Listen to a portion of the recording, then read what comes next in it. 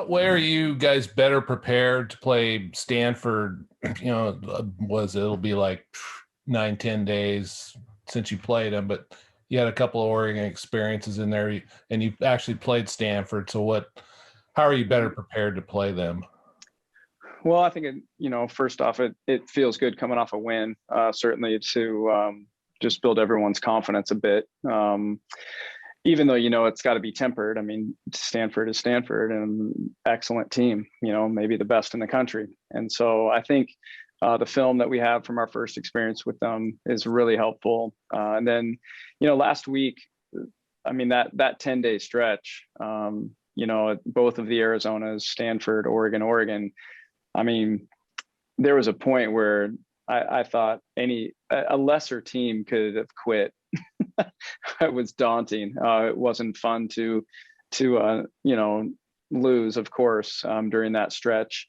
And this team got better, and it got stronger as that week went. And you can't say enough about them for that. And that's why Sunday was just so encouraging and fun. And it was nice to see them rise to the occasion in Eugene. And so now our next, whoever's next, is going to see a team that's better than we were. And so Stanford's game, and anytime you play that team, it exposes your weaknesses, but it also exposes your strengths.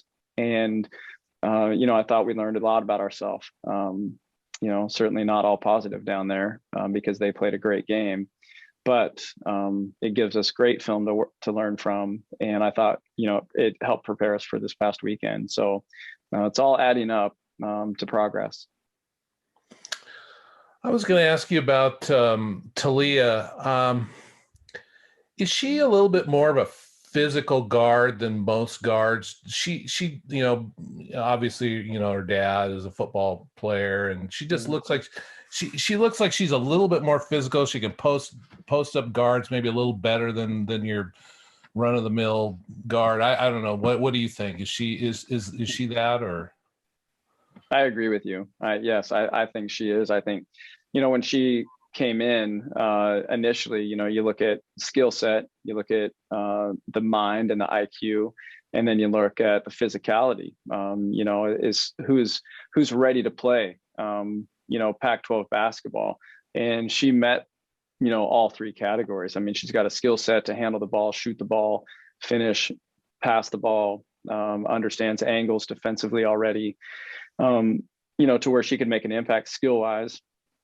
She's got the mind to absorb, a system in 2 practices. That's what she did a year ago, and at least well enough to be successful on the court. And, then she has the physicality to go where she wants to go, and strength, to be an impactful rebounder. And, as she had a drive the other day at Oregon where, she just backed them down and then finished at the rim with that nice layup and in the first half there. And so, yeah, I think she's every bit that. I think she's a little bit quicker than people think she is. And, that's allowed her to have so much success so early. And so I like a guard like that. That's a big guard that has, just a multitude of ways to help our team.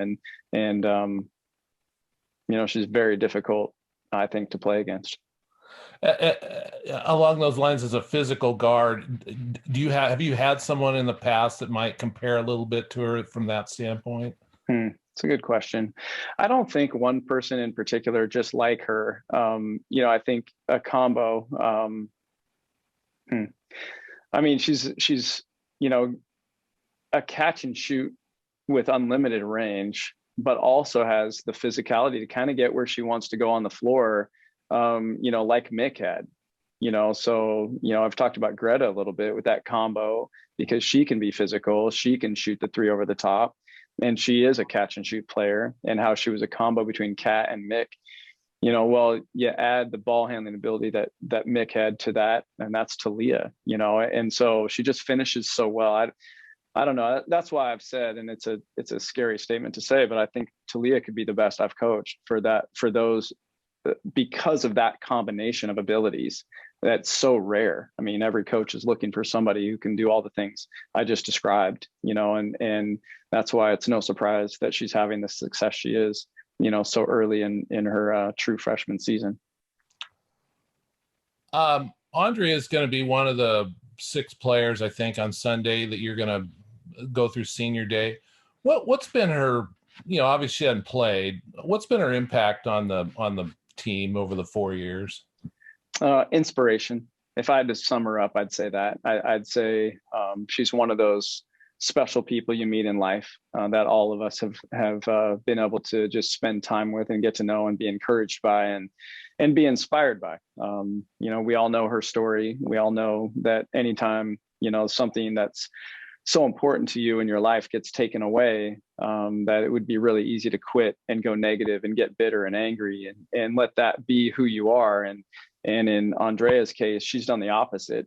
Certainly, there's bitterness and there's some anger that she's had to deal with for sure, like anybody would. And yet she's been able to somehow put that on the back burner most of the time and just continue to be a productive member that just gives every day and just is selfless.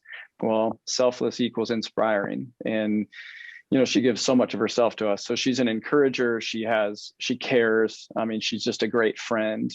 And I think, all of Beaver Nation understands, at least in a way, her situation and how amazing she is to watch, as just this massive cheerleader, but we all know that it's way more than that.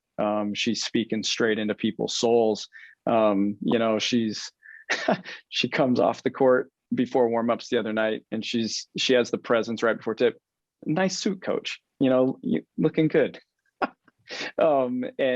Just we got this, coach. And I don't know. She just has this way of understanding you. So she's as cool as they get. In her situations, as difficult as they get, and for that reason, just nothing but a massive inspiration to all of us.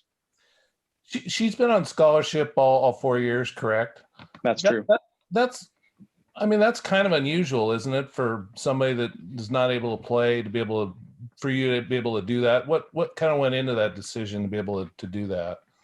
Well, I hope it's not. I hope it is common, and I'm not exactly sure, what other schools do. I know that this school, we have stood with people that have had injuries. Even beyond their eligibility to get that degree covered. And so to me, it just seemed like a no-brainer. And I'm so thankful that our administration, from day one has supported that decision to keep her as a part of this program. And, when she could have, said, okay, Oregon State hasn't cleared me for a medical reason. She could have gone other places and tried other athletic departments to see if they would clear her. I think this is such a good fit from the beginning. It's just been from the first time I watched her compete in person and watched her interact with her teammates. And, I'm like, this is one of our people. She would love it at Oregon State. And from the visit on, it's just been this great fit. And I think she knew that. And, we talk about family and she's the definition of it. For us, is sticking with somebody through hard times and seeing them through. Well, she's been a productive member of this program and this team and this community. And so to me, it was just the right thing to do. And I'm glad that, our university agreed. And I'm glad that she's been here the duration with us. One more question about her. Has there been any thought at all of, I don't know, letting her do an inbound of the ball or center tip, the opening tip or anything, just to put her on the floor and get her into a box score, just so she could say, there has been some discussion of that. Yeah, that would be awesome. That wouldn't, if she does show up on the floor, it won't be a huge surprise. And it's something you've at least talked about. Yeah, we've had some discussion about that. Yeah. That'd be pretty special. Yeah. Coach, we were talking about the announcement yesterday of the Nike tournament. What does it mean to the program to get invited to participate in, high-level national events such as this?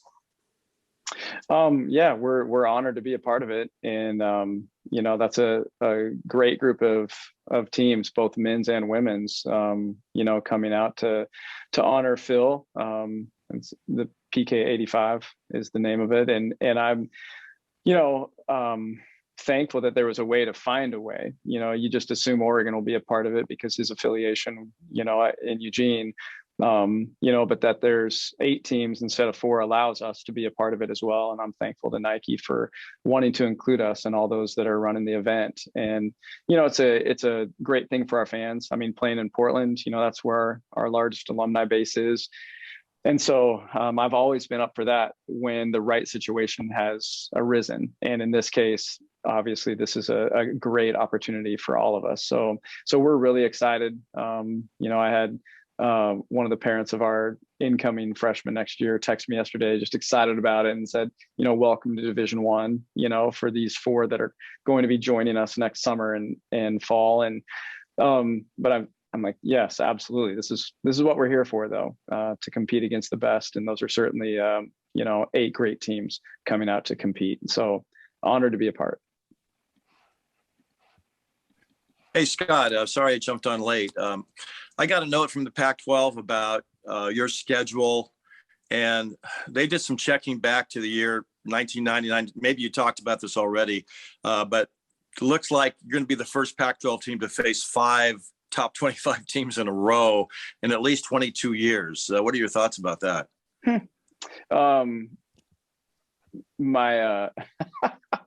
It feels like it, man. Let's just say that, I could barely move on Monday, and I know we're just a coach. I'm just a coach and we're just coaches, but I was so tired on Monday. I mean, that was one of the craziest stretches. It was crazier than I could imagine, because you never think of jamming in a game in the middle of a week,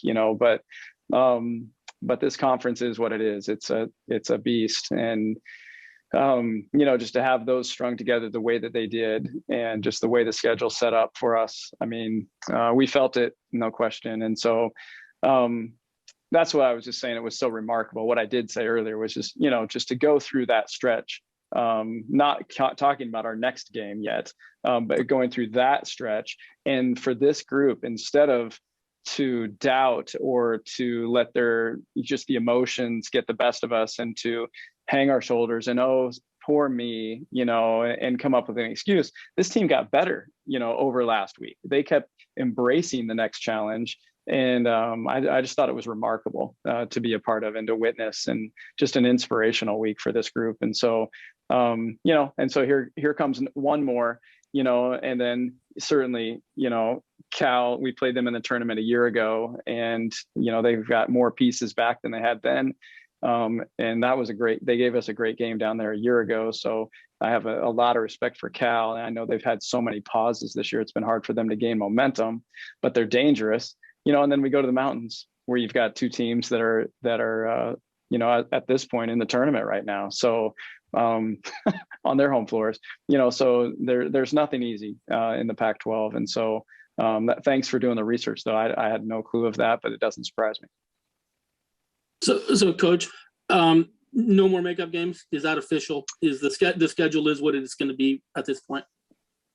Through the Pac-12 tournament, yes. If we were to need or want, or something were to arise that made sense beyond that, certainly we'd be open to it if it helps us. Between now and then, though, we don't have time. The conference, one of the parameters they put in when they were talking about makeup games, once games started getting postponed, was that you couldn't have a week or 2 weeks in a row with 3 games. Oregon's doing that, but it's called a non-conference game for a reason. That's the reason they're able to. So we would, we're playing Stanford, then Cal, and then next week is a short week. We go to the mountains and play on a Thursday, then Saturday. And then if we're not in the top 4, we're playing Wednesday, in Vegas, in the Pac-12 tournament. So there's no time at this point until afterwards. How do you feel like you guys are better prepared to play Stanford than you were 9 days ago, now that you've played them and then also had a couple of games against Oregon? Well, I think anytime you see a team for a second time, you already just have a better impression of how they play. So we have that going for us. But then also our schedule over the last 3 weeks has just been kind of insane. And so we've played some really good teams. And, the more we play together, the better we are. This will be your second senior day you've gone. I assume you went through one at Bucknell. Technically, it's my third, I think. Third one. Okay. So what was you went through one last year too? Kind of, yeah. Oh, so how does this one kind of compare to the one you had at Bucknell? Because I at the time, did you know you were gonna go for another year or? Yeah, at the time I knew that I was gonna grad transfer. But I mean, that moment was still really emotional for me because I was at Bucknell for 4 years and had a great relationship with all those people there. And so I was obviously really sad to leave. And so this year, knowing that for sure it's my last season in college basketball, definitely emotions are, I'm feeling emotions, but I'm just going to try to suppress those until, after we're done. So. Hey, Ellie, you've got a couple teammates that have come a long way to play basketball in the United States. Jovana Subasic and of course, Andrea Aquino. Your thoughts about that duo, because I think they made a big impact on the team, whether they played a lot or not. Mm-hmm. Yeah, both of them just have great attitudes and are so selfless. And so that kind of permeates the rest of our team and just adds great energy to, the bench and all of our games. So I'm so appreciative of them.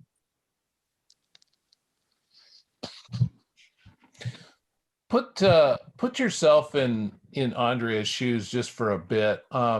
What do you think it's been like you've been with her 2 years, but what do you think it'd be like 4 years knowing you're not going to play basketball, but you're with a basketball team? What do you think that's been like for her? I mean, it must be super, super challenging. I can't even like put myself in her shoes. I can't even imagine how hard it must be. But through it all, she is just one of the most positive people I've ever met. And so we're so lucky to have her on this team. I'm so grateful to know her. And so thankful that, she's been a part of my basketball journey. What's an example of an impact she's had on you guys as a team? Mm-hmm. Well, I think for me personally, Dre just gives me so much confidence. I feel like she believes in me, and whenever I make a basket or something, she's just the first person to kind of congratulate me or like hype me up or something. I don't know. She just gives me so much confidence, and so I think that's been really big for me actually the last 3 games, and that's part of the reason why I think I've been playing a little bit better is because of Dre. Yeah.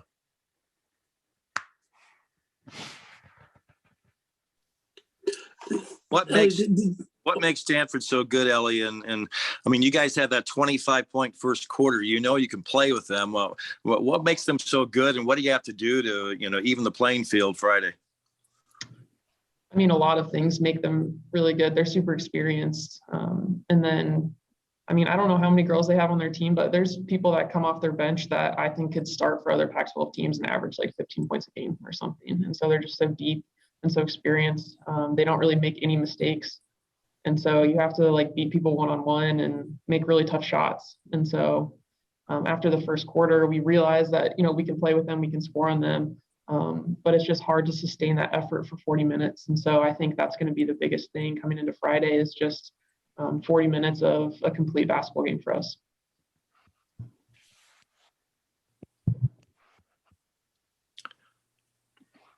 Last thing, I was going to ask Ellie, do you feel like this is like the best stretch that you've had since coming out to Oregon State? Yeah, probably the last few games, just scoring wise, I feel like I've been shooting the ball so much better, and that's I think led me to doing other good things on the basketball floor as well, just because so much of what I do is shooting. And so yeah, I would probably say the last 3 games have been some of my better basketball.